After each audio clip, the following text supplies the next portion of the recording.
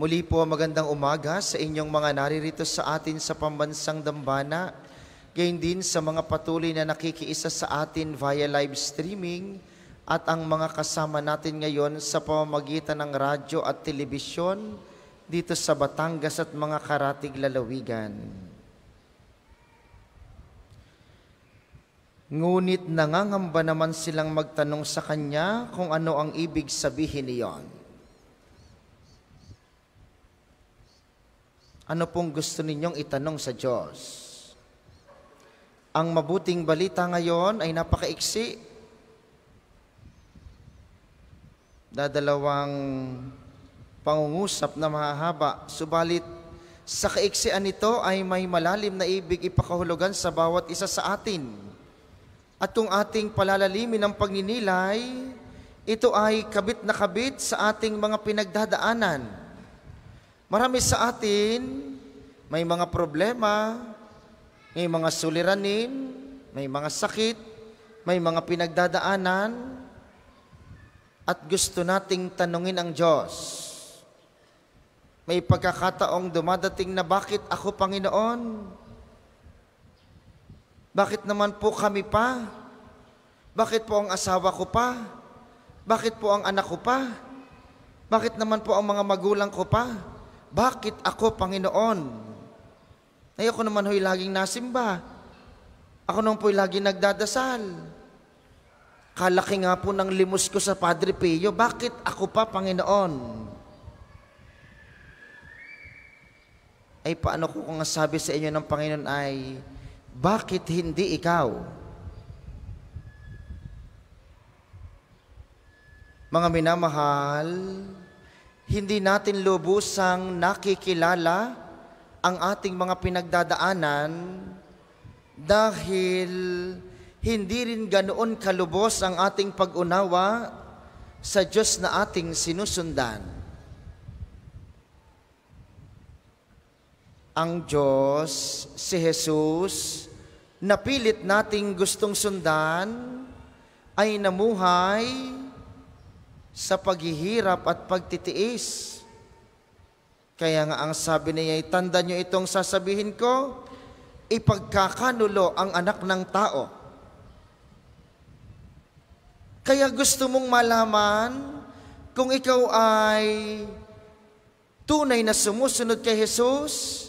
Alam niyo po ang isang palatandaan, kapag may mga problema sa buhay, kapag may pinagdadaanan sa buhay, kapag minsan ay may mga suliranin, dahil iyan ang mga bagong mukha ng krus sa ating panahon.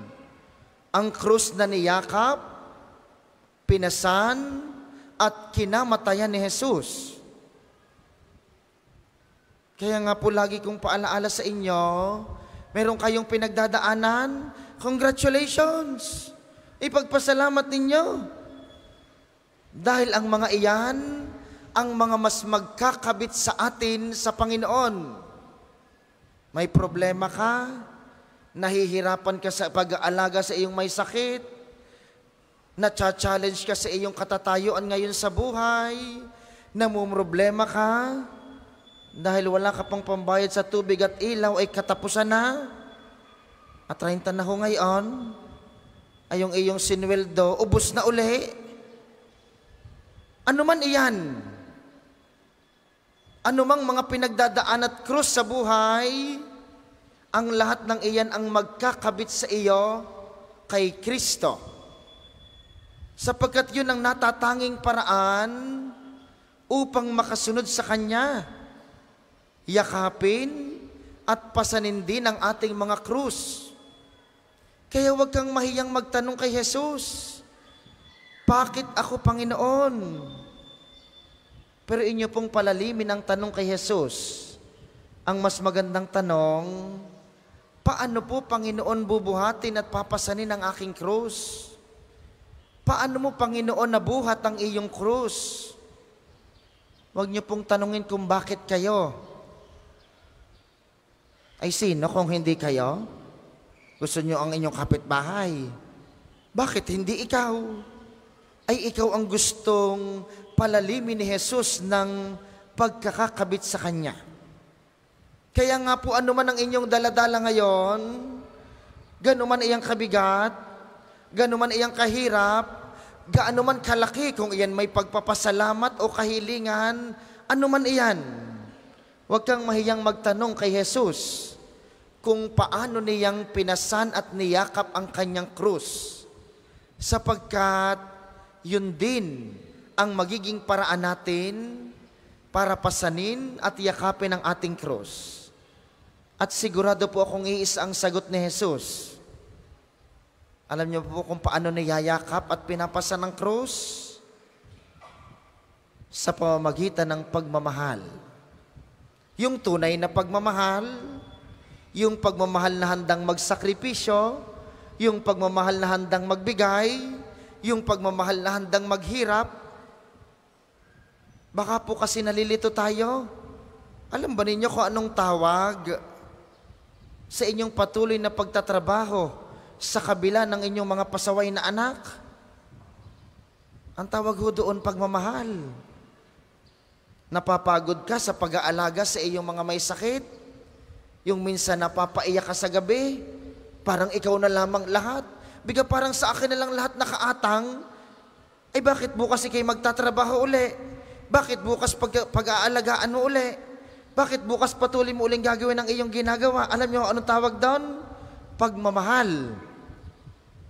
At yun ang tanging paraan upang gumaan ang pagyakap at pagbuhat sa mga krus na ating pinagdadaanan. Kaya mga minamahal, sa banal na misang ito, habang inaalala natin si San Jeronimo po ang nagsalin ng mabuting balita sa Latin mula sa Griego at Hebreo. Isinalin niya ito sa Latin upang magamit ng sangkatauhan ngayon. Ang lahat ng mga Biblia ngayong English, Tagalog, akong ano pamang wika, ay galing lahat sa Latin na isinagawa ni San Jeronimo. Pero hindi naging madali sa kanya. Siya'y nagkaroon din ng mga paghihirap.